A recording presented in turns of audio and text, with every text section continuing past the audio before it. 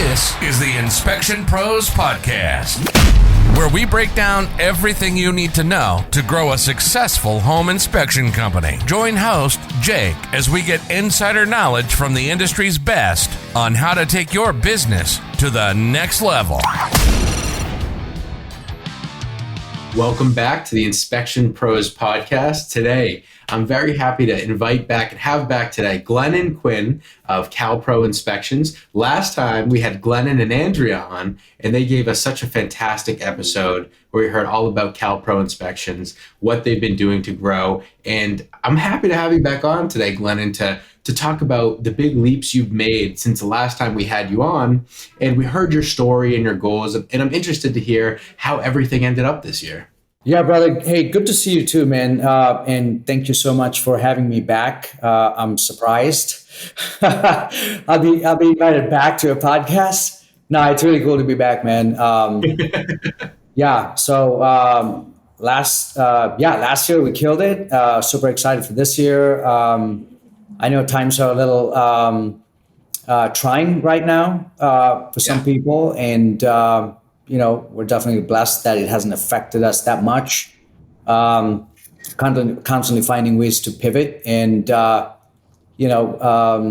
head on with whatever challenges come along. So that's the mindset and moving forward in progress. So I'm not surprised that I invited you back on because you had such a great episode last time. Both of you and Andrea killed it. It was a great episode.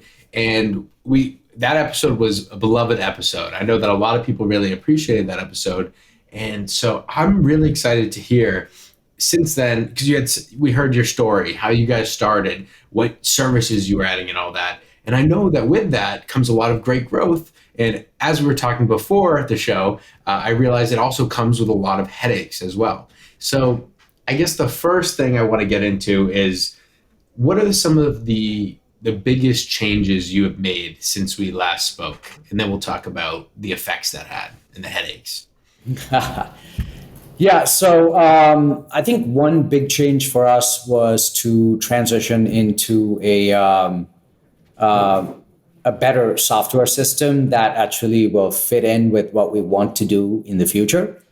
And, I'm going to give a shout out to Spectora. That's what we decided to choose. And it's been going really well.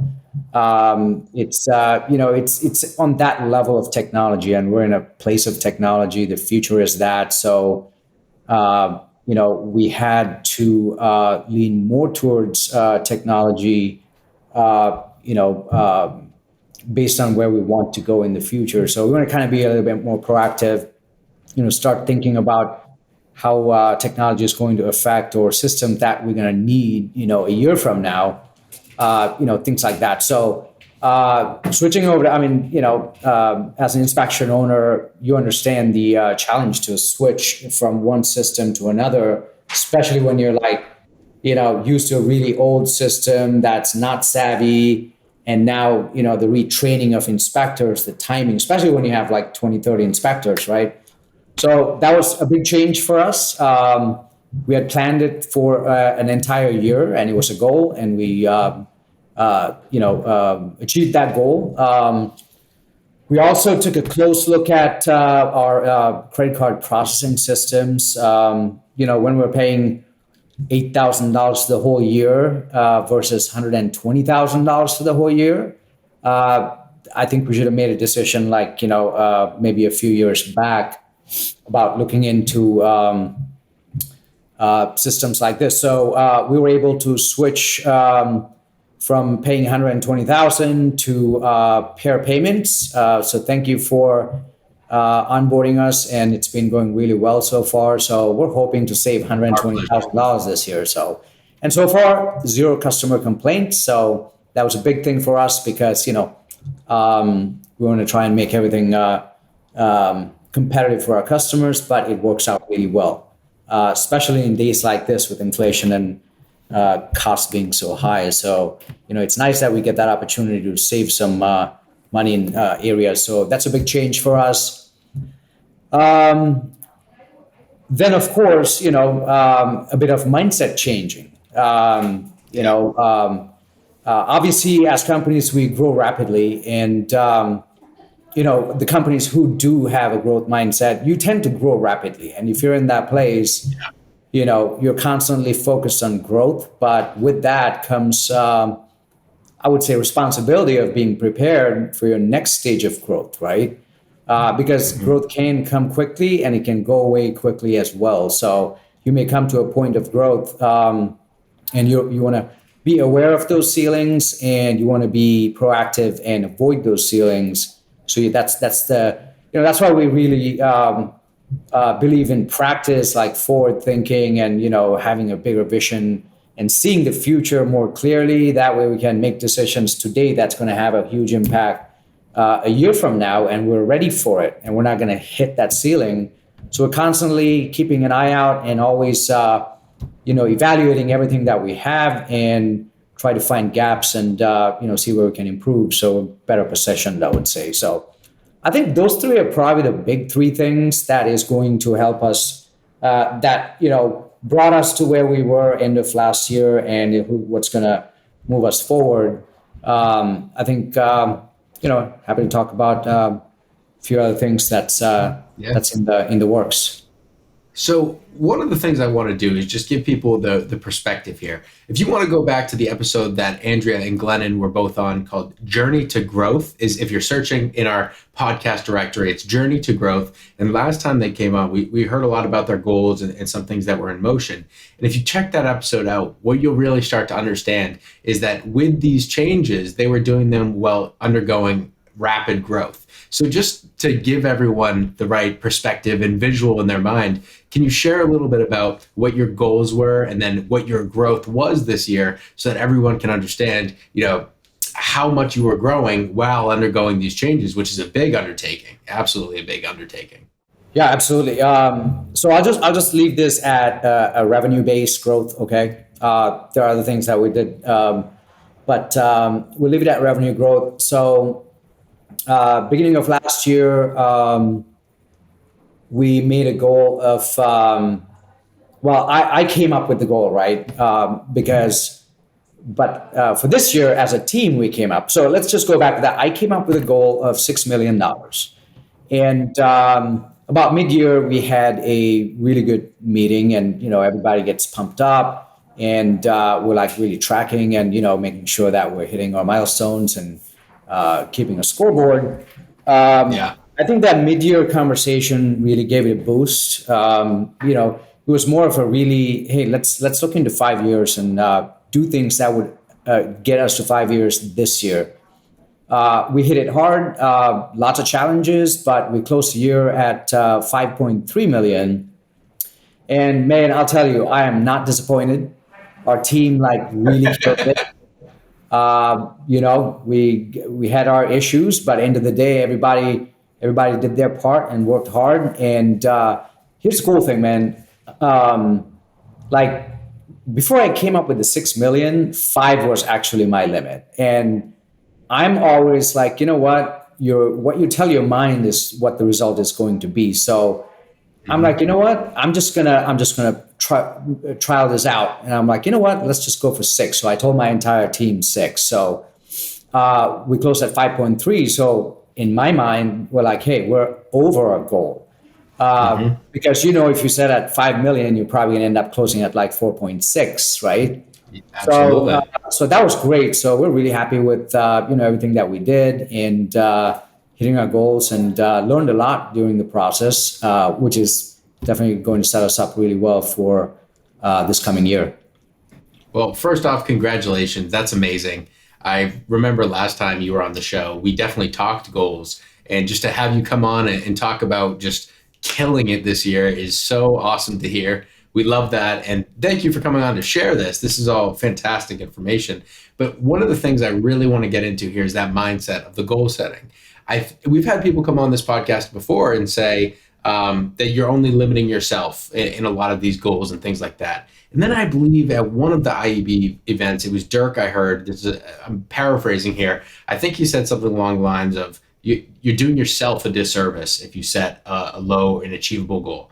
So what kind of, you talked about mindset shifts before. What kind of mindset, or what did you do to get the mindset mindset shifts to get there, to understand like, hey, this growth is going to be something new. To get something we haven't had before, we're going to have to do things we haven't done before. Where did you get that mindset set shift? Where were you able to work on it so you were able to say, all right, here's what we think our goal is. Let's bump it up. Let's do whatever it takes to get there. Where did all this come from? If someone was saying, hey, you know what, I need to get my goals to a higher level, I need to improve my mindset, where do you get that? Great question, man. I mean, I can throw out 15 different things that, has an effect on that. For me, I mean, if I had to just throw a couple, it's like, just priorities and commitment, man. What are your top priorities and how committed are you, right? Mm-hmm.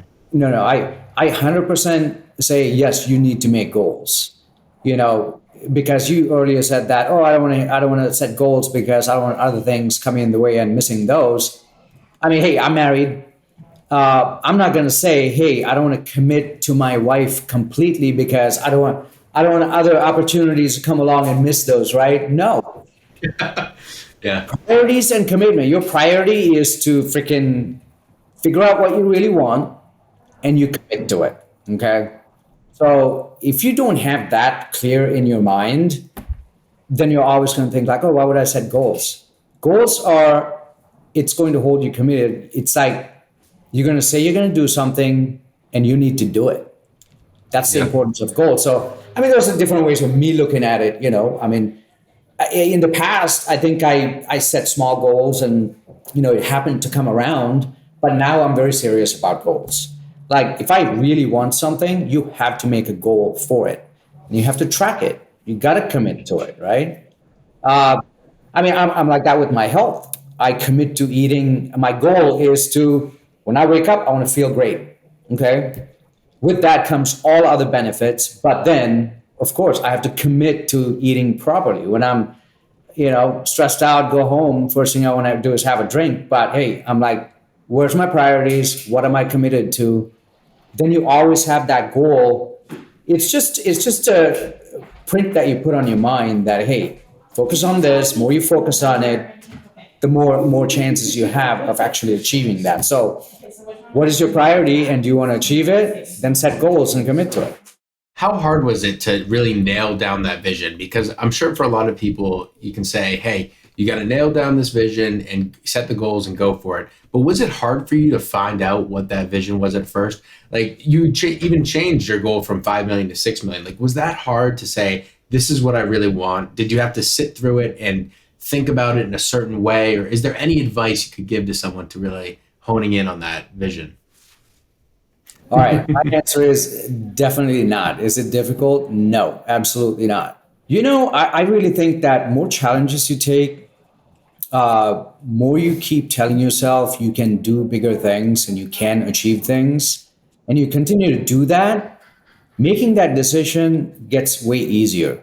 Okay. Yeah. Because it's fear. It's like if you haven't made too many goals, if you haven't made bold goals, where's the improvement? Where's the progress? Right? You constantly be making small goals and no drastic moves. Everything needs to be comfortable and stuff like that. I honestly entertain chaos and hard work and people who say it's impossible. That's a challenge to me, right? Again, going back to setting goals and things like that, it's like all you got to do is commit. So going from, I'll tell you, I mean, my natural self, what I'm used to, said that no freaking way, right? But it's just a matter of that, that gap between what it takes to like really make that decision. And I think I have a high capacity on that. I'm quicker to make that decision and not be too fearful about it. So, and I'm willing to take the challenges, right? And I know if I make this goal, I'm going to be challenged and I need to be willing. So see how that kind of ties back.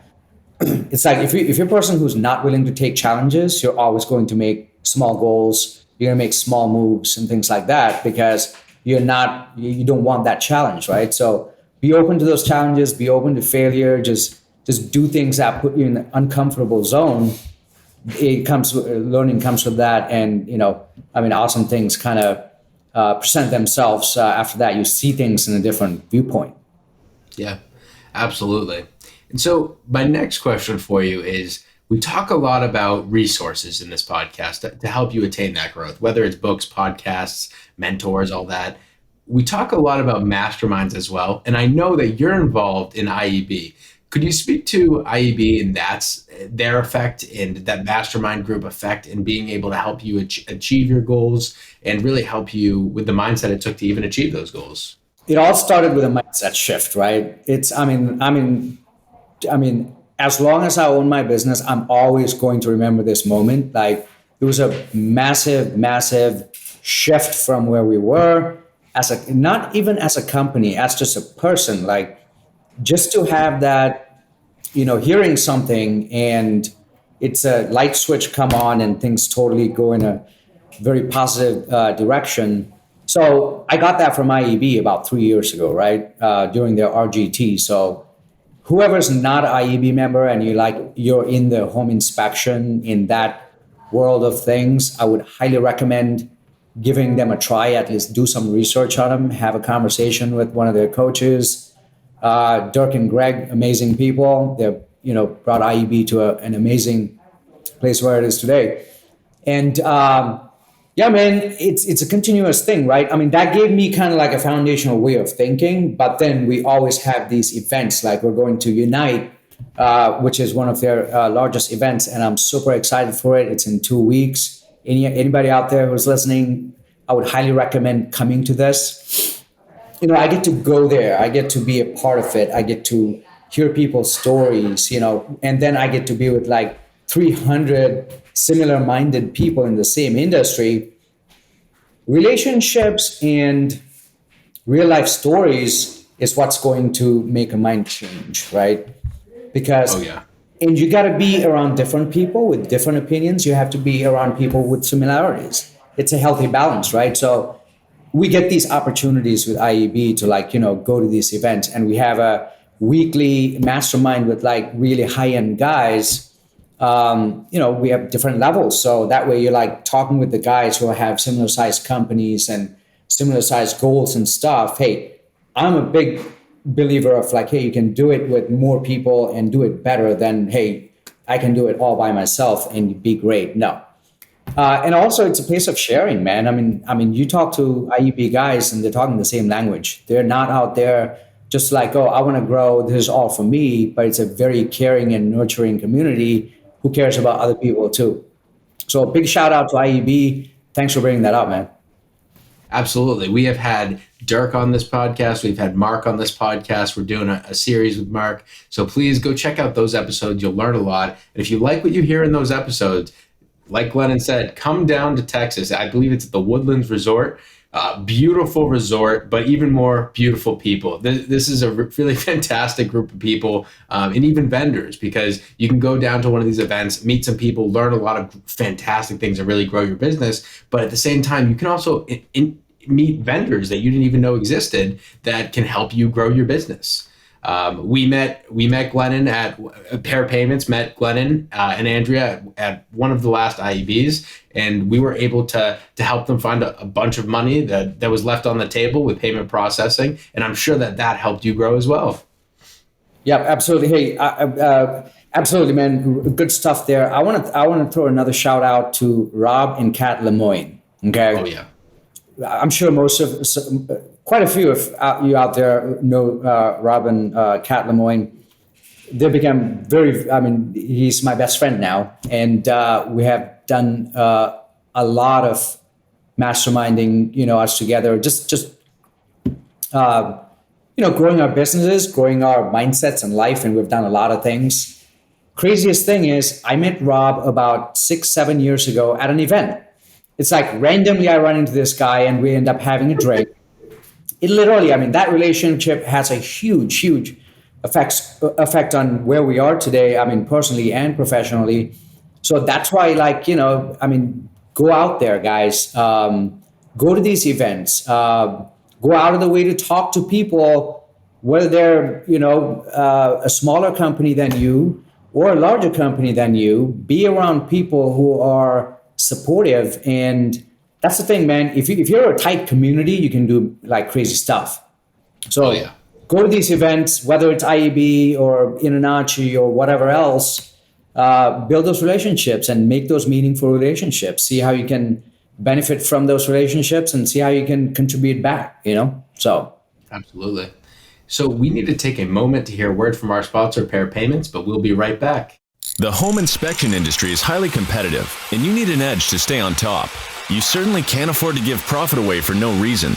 But what if I told you credit card processors may be overcharging you and robbing you of profits you've worked hard to earn? It's time to put an end to being overcharged for payment processing. It's time to take back your profits. That's why we've put together a free report, How to Avoid Being Overcharged by Your Payment Processor. Head over to takebackyourprofits.com, download the report, and put an end to being overcharged for credit card processing. You've worked hard for your sales, and you deserve to keep it. What are you waiting for? Go to takebackyourprofits.com and download your report today. All right, and we are back with Glennen Quyn of CalPro Inspections. So, Glennen, we have had a great podcast so far. We've talked about a lot of fantastic things, whether it's changes you've made, goals you've hit, mindset shifts, masterminds you've been involved with. There's been so much good stuff here. But the next thing I want to get into is stuff that a lot of people don't talk about, that it's important for us to hear from you, because this is a good way for other people to avoid these in the future, which is headaches. What are some of the headaches that you've had as you've grown? I know you said you added some vehicles, you found out you were lacking in some systems. And if you could just touch upon those, it really would help a lot of the audience avoid the same pitfalls. Yeah, absolutely, man. Like I said before, I encourage challenges. I welcome them. So those are headaches. But none of us like them. I don't like pain, but I go for a really long run.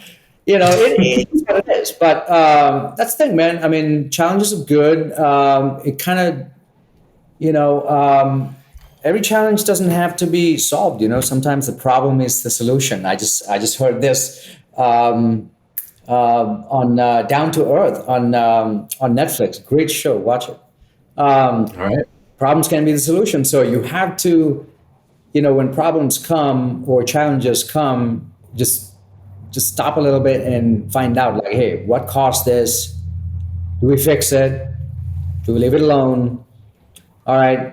Do we fix it once and for all? And is this going to happen again? Right? So, all that kind of comes along. So, but that's just what it is. But with challenges, I would say, something that I expected, but I didn't expect that it's going to kind of, pull me back a little bit into being in the business, because I was really creating a path to work on the business and just doing more visionary stuff and not be involved in the day-to-day and stuff like that. And it was really good. But we have come to a point that it seems like, we should have better systems in place as we move forward towards this year's goal. We want to make sure that those systems, because you're constantly in the whirlwind, man, you're in chaos. And then now new things come up. You want to try and avoid those as much as possible, but sometimes you can't. So more prepared you are, more future thinking, more proactive you are, you can avoid those. So our one of the challenges we're at right now is like, hey, this is kind of, it may put a little brakes on our fast growth and stuff like that, because you don't see things where you are when you're at 7-8 million.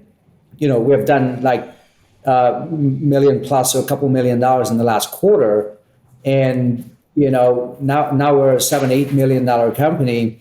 It's a whole different ballgame when you're a $3.5 million company or a $5 million company. So, Dirk Van Wienen preaches this all the time, that change is happening way faster now. So, change happens so fast. You're like, oh crap, I didn't have enough time to prepare for that. Now what?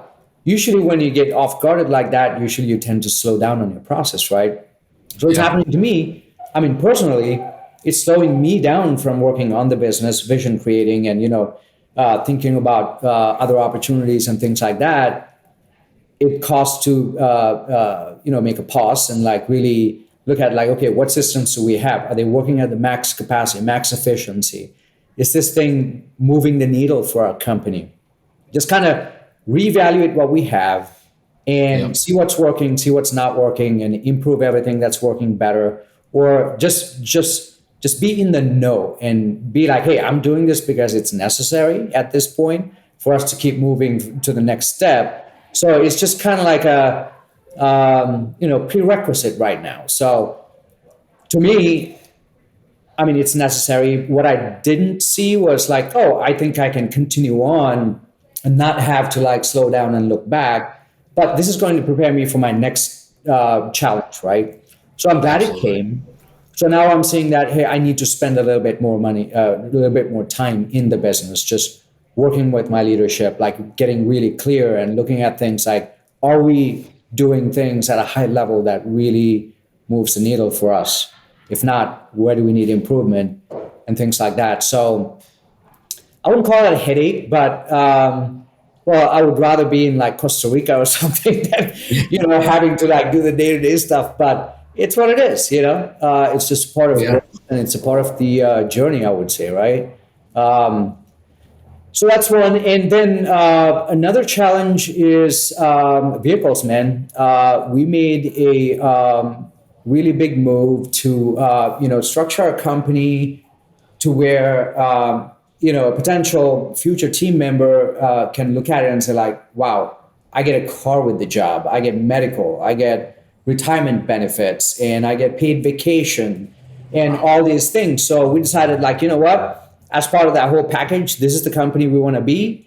We want to take care of our people, and a car being in that is a must. So we're gonna include a car for every new inspector coming in. Now all of our inspectors have cars.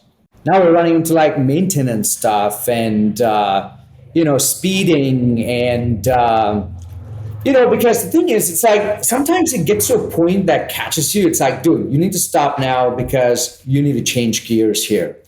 You need to put a better system. So it came to a point like about 6 months ago for us, like, okay, we keep adding a car, everything is good. But now when you're at like 30 cars, oh crap, we need a maintenance program.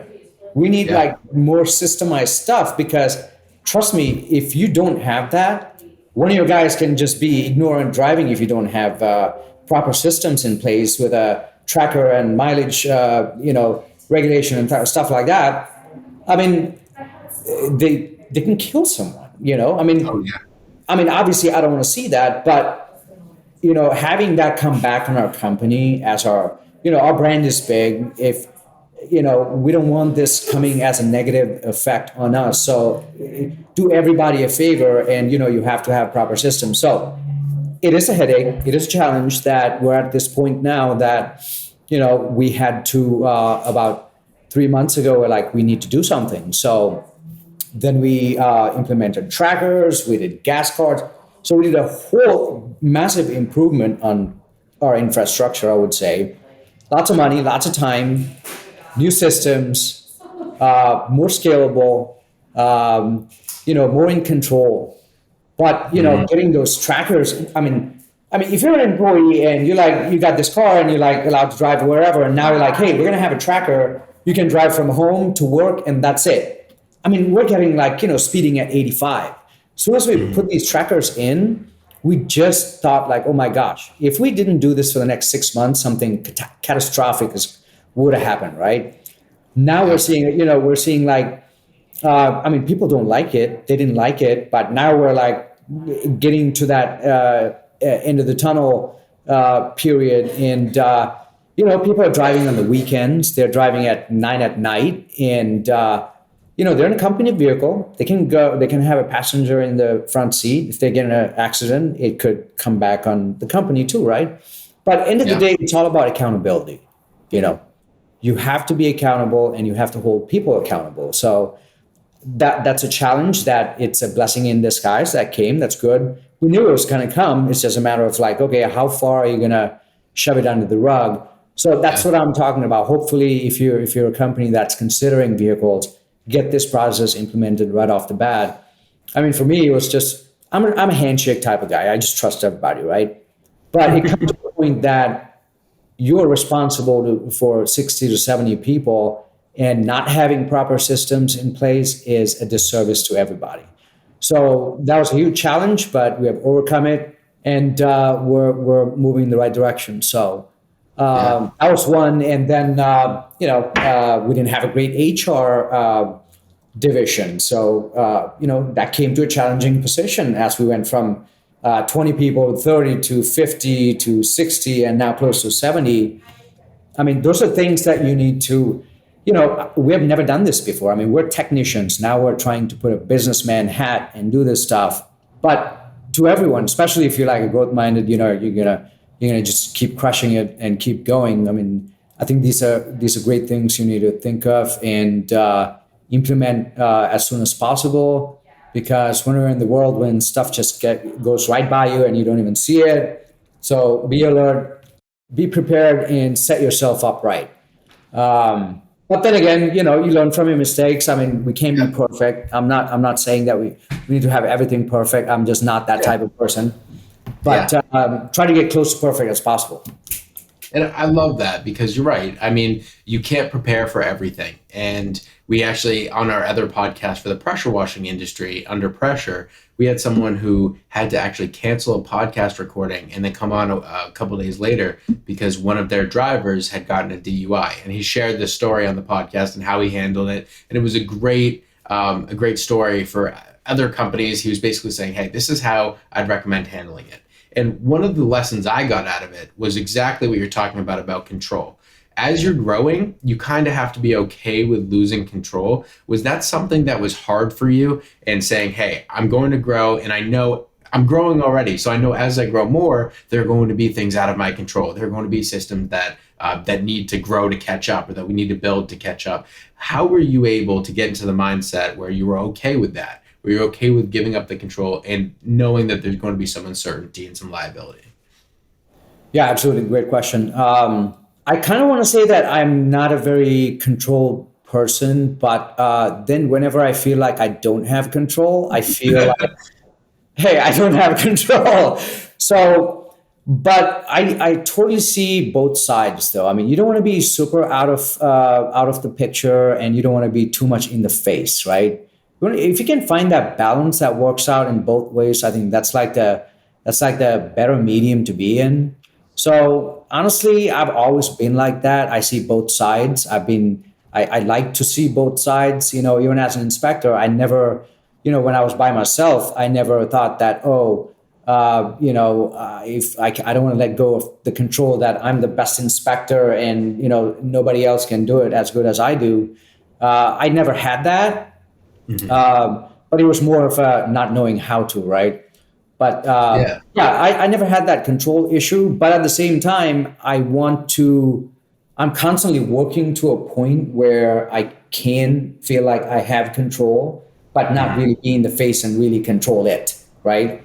If you build it to a, where you feel like, hey, you know what, this is fair enough for me, as far as it can stay that way or get better, I'm good. I'm not going to get in and do all that stuff. So, and then I kind of know when I see differently, I'm like, oh, okay, looks like I'm losing control here. So I better jump in or make the right moves or make the right decisions to gain control back. Right. Because if you're completely out of the picture, then you're never going to know if you're like, is it out of control? Is it control? What is it? I don't know. So it's just being a little alert and in the picture. And that just ties back to what you were saying, the Dirk quote, where he does say this a lot about rate of change and how the rate of change is rapidly changing. In the first episode Dirk came on, anyone in the audience can go check that out. He actually has a whole diagram where he talks about rate of change. And so what I'm hearing from you is that it's a willingness to adapt, and you're like really working on your adaptability. Is that what you say? It's like you can't be prepared for everything. You can't worry about everything. There's a balance, and you have to be prepared to adapt as you grow.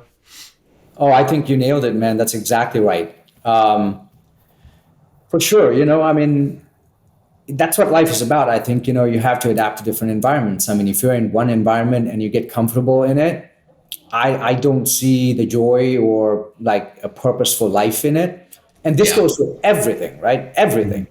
It's like everything. If I mean, these are really foundational stuff. I mean, if you get this, I mean, you're going to be great at a lot of things, right?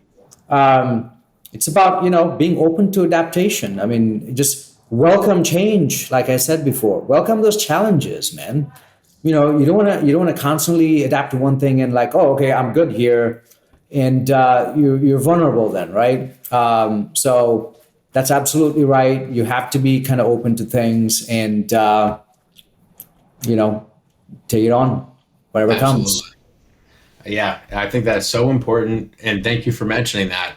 One thing I want to get into now is partnerships. Before the show, Glennon and I had talked about adding ancillary services and how you can do that through partnerships if you can't do it yourself. So could you talk a little bit about your take on partnerships and ways that people in the audience could leverage them to really grow their business?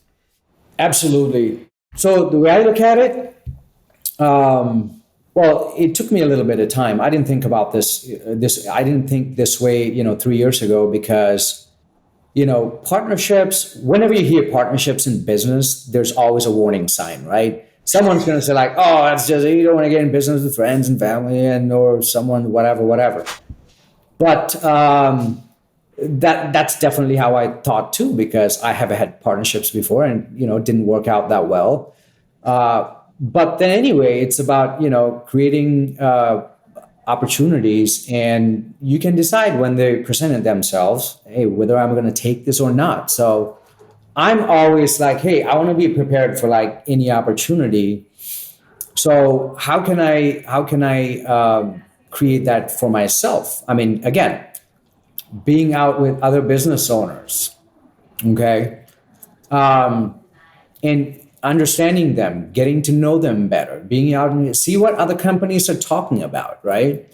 Then when you have an understanding, then I think it's better. You can I think, it's kind of solving a problem. It's like you can come up with solutions, because trust me, most of the time that we celebrate wins, but we're talking a lot, mostly about problems. How do we solve? We're going to this conference because we have a problem. We're trying to find solutions, right? So more you know about that, it's better it is. Either you can say like, hey, I have this problem too. So, hey, I'm glad to be in the same boat. Or I'm like, hey, you know what? That problem I solved 2 years ago. Here's an answer for you, right? So, so problem solving and stuff like that, it's absolutely great. Through that, you get to know people's problems and you feel like you have a solution. I mean, that problem could be the solution, right? For both of you. So I was very open to it. And I always like to see opportunities, maybe some company is offering a specific service that another company doesn't for whatever reason, based on its market or licensing or whatever that might be. I open my mind to like, hey, if I'm not offering something and you are, I would rather have a percentage of something. At the same time, that act is going to help me as a company look bigger, being seen as a bigger company who offers more services, more value, more convenience, things like that, right? Like, rewind like 3 years-ish, we didn't have termite, and we were not in a great position to compete with some of the other companies who had termite, right? So in this case, I actually developed a termite division with our company, but before that, I partnered with someone. I'm like, hey, you know what? I don't have termite, but if I bring termite in, that's going to make me look like a bigger company. I'm providing value to my customers. And then, there's a little bit of opportunity to make some extra revenue, however you want to look at it. But for me, it was, hey, I get a little piece out of this, right? So that's an opportunity for me. Okay. And so recently we partnered with another IEB company out in LA, and they didn't, I'm not going to mention names because I haven't gotten permission, or, I don't want to be specific, but no problem. we saw that, hey, you know what, we're in the same state. We offer a product that you're not offering. How can we partner up and work out something that we can all win on this? And so, after some good conversations about some good clarity, we decided to partner up and offer our services for them. We get value out of that. They get value out of that. And it's been about 2 months and it's been going amazing. And we're really looking forward to a really strong and long-lasting partnership. And it's going to help both our companies win. So if you guys out there and, if you're offering a service and you feel like, hey, this service can help me move my company forward, then I would highly recommend exploring those opportunities and at least start having those conversations. At least be open to that idea, right? Most people are like, oh, partnerships never work. But then again, like I said before, you have to create those possibilities. That means you have to be around people and understand people, build those trusts. I mean, this person that I went into partnership with, first, everything in business. I mean, if you were to do business, you have to have, you had to like someone and trust someone or a thing or a person or whatever that might be. And you got to develop that. How do you do that? Be more exposed, be out there, talk to more people, talk about your problems, talk about the solutions and things like that. And, that just creates opportunity. So explore those. I see a lot of home inspection companies now starting to offer pest control, right? And there are licensing issues. Sometimes, you might not be able to, you might not be in the right place at the right time at that moment in time that you can actually make this move on your own. So put some thought into like, hey, is there an opportunity by partnering up with someone? I think more and more companies are seeing that is a good thing. And then if it works for one person, great. If it works for 10 people, fantastic. Then I think I would put some thought into it and take a closer look, right? Absolutely. I think it's so important that you brought this up today because we have a lot of people come on the show and talk about extra services you can offer to increase your revenue and income at the end of the day. And for someone who doesn't know how to get going with that and how that could actually be feasible for them, this is a great way to look at it, to say, all right, there are other options other than just starting out a new wing of my company, a new branch of my company. I could get into a partnership with someone, and it's just simple economics, right? If they can do it better, why not partner with them? All right, so thank you, Glennen, so much. I really appreciate you coming on today and sharing all this great information with us, sharing your growth over the past year. It's been a fantastic episode. So thank you so much for joining us again. Of course, man. This is exciting and fun to me. Thanks for having me. Oh, my pleasure. Trust me, it's absolutely my pleasure. And it's the audience's pleasure as well. I'm sure they're going to be enjoying this episode. And to the audience, thank you very much for tuning in to another fantastic episode. And a lot of the people that Glennen mentioned today are going to be coming onto the show in the next couple of weeks. And we're going to get some great content out for you. And hopefully you stop by. And if you're listening to this episode and you're in IEB, come say hi to both Glennen and I in Texas in 2 weeks. We'll be there. Say hi and stop by. All right, guys. Thank you for tuning in, and we'll see you next week. Thanks for listening to the Inspection Pros Podcast. If you haven't subscribed, go ahead and smash that subscribe button. And don't forget to hit the bell so you won't miss our next episode. This episode was produced by Jake Aronson. This has been a Pair Payments production.